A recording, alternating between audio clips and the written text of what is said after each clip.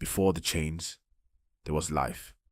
In the lands of the Igbo, there was family, community, and identity, woven together by tradition and purpose.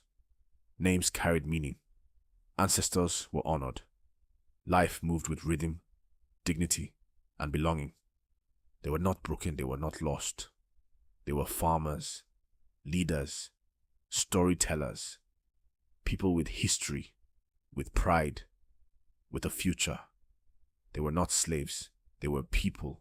And then, everything changed. The night did not arrive quietly.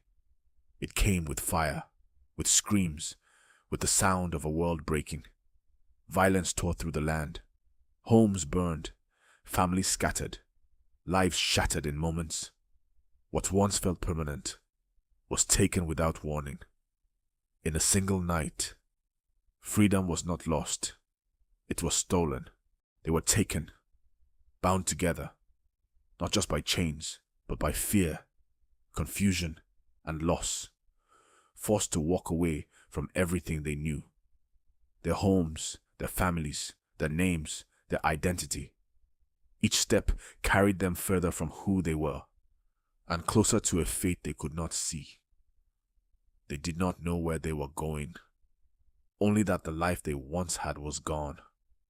And in that moment, they were no longer free. Across the ocean, in darkness, in suffocating silence, in suffering no words could hold, they were packed into ships, bodies pressed together, air heavy, time endless, stripped of comfort, stripped of dignity, treated as cargo, not human.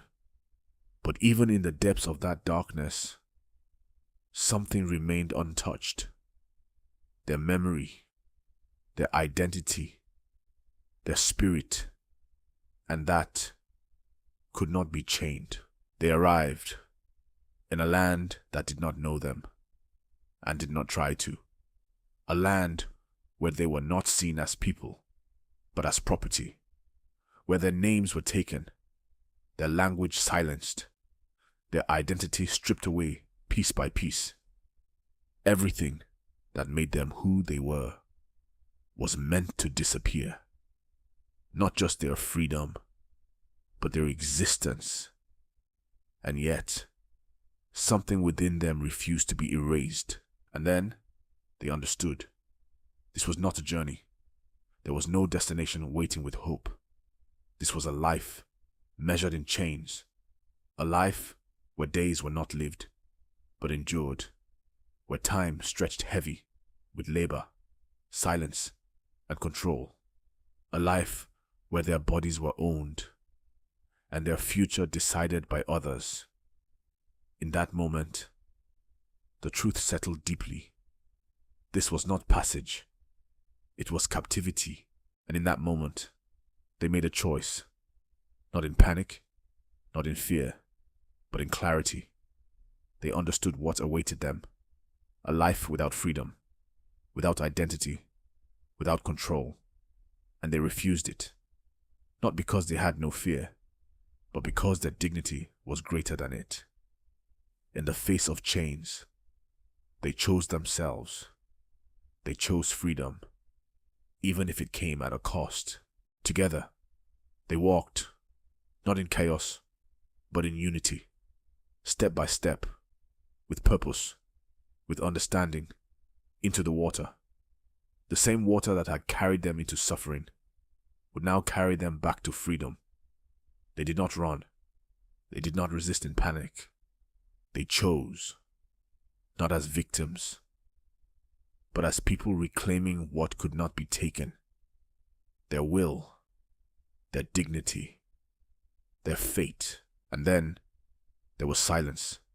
No chains clinking, no voices commanding, no force controlling their every breath. Only stillness, the kind that comes when struggle ends, when suffering releases its grip. The water moved gently, as if carrying away pain, fear, and bondage. And in that quiet, there was something they had chosen for themselves. Not captivity, but freedom. But their story did not end there. It did not sink beneath the water. It rose beyond it, carried in memory, whispered through generations. It became legend, a story of people who refused to be owned. Slow, they were not defeated. They were not broken. Even in the face of chains, they chose themselves. They chose freedom on their own terms. And in that choice, they reclaimed their humanity. So history does not remember them as victims, but as people who stood, who chose, and who could not be conquered.